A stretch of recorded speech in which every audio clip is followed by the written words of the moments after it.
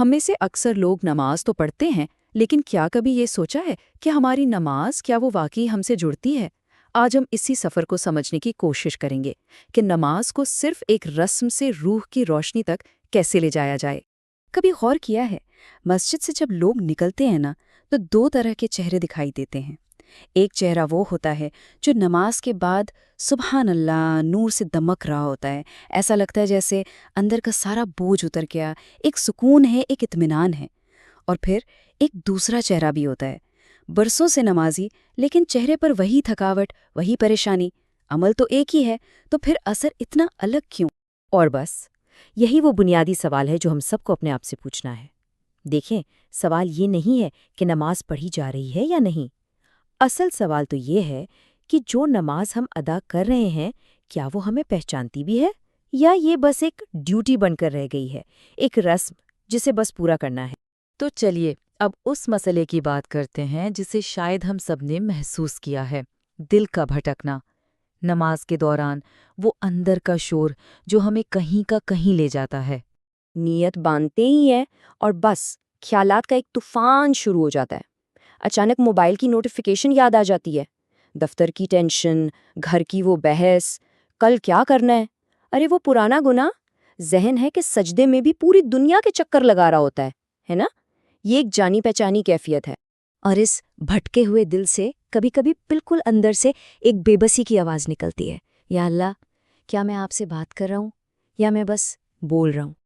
اگر یہ احساس، یہ سوال آپ کے دل کو بھی چھوتا ہے تو ایک بات جان لیں، اس کشمکش میں آپ اکیلے نہیں ہیں۔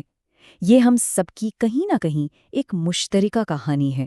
تو پھر سوال یہ ہے کہ اس بکھراؤ سے نکل کر اس ربط تک، اس کنیکشن تک کیسے پہنچا جائے؟ اس کا جواب سجدے کی روشنی میں چھپا ہے، نماز کے اصل مقصد کو سمجھنے میں۔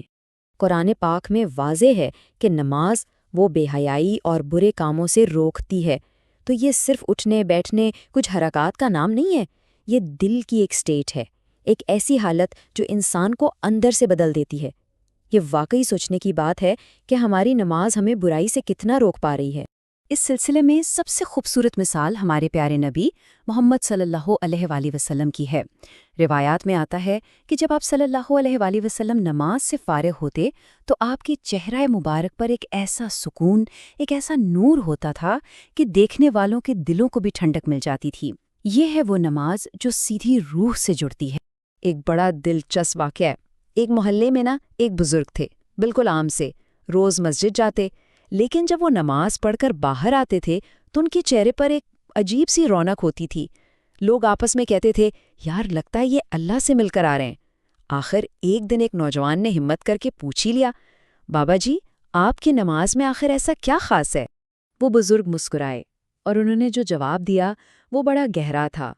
بولے، بیٹا، کچھ خاص نہیں ہے، میں بس نماز میں جا کر اپنا سارا حال اللہ کو سنا دیتا ہوں، اپنے دکھ، اپنی خوشیاں، اپنی کمزوریاں، سب کچھ، اور اللہ وہ میری روح کو دھو دیتا ہے۔ تو دیکھا آپ نے، بس یہی فرق ہے ان دو چہروں میں جن کی ہم نے شروع میں بات کی تھی۔ ایک وہ جو صرف فرض ادا کر کے اٹھتا ہے، اور دوسرا وہ جو اپنا حال سنا کر اپنی روح کو دھلوا کر اٹھتا ہے۔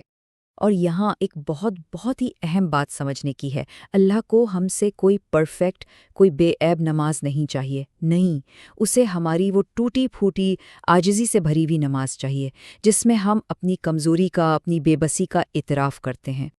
کہا جاتا ہے کہ بندہ سجدے میں اپنے رب کے سب سے قریب ہوتا ہے، اور سچ پوچھئے تو خلوص دل سے کیا گیا صرف ایک سجدہ، صرف ایک سجدہ، جس میں دل پگھل جائے، وہ انسان کی تقدیر بدلنے کی طاقت رکھتا ہے۔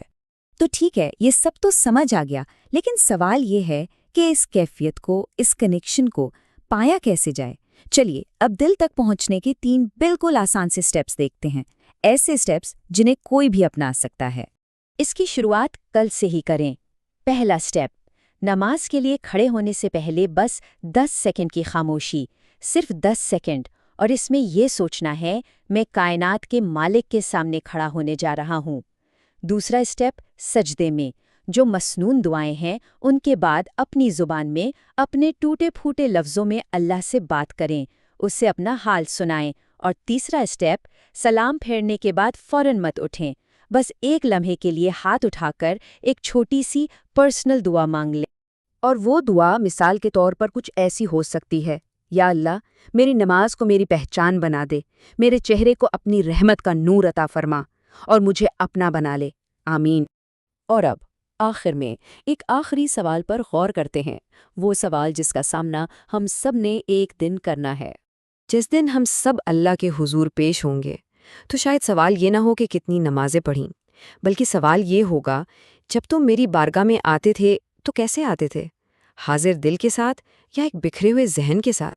और बस दुआ यही है कि उस दिन हमारा जवाब ये हो, या अल्लाह, मैं कामिल नहीं था, मैं भटकता भी रहा, मैं गिरता भी रहा, लेकिन मैं हर बार तेरी तरफ ही लौट कर आता रहा। अल्लाह से दुआ है कि वो हम सबको उन लोगों में शामिल फरमाए जिनके चेहरों को देखकर फरिश्ते भी गवाही दें कि इस चेहरे पर सजदों का नूर है। आमीन।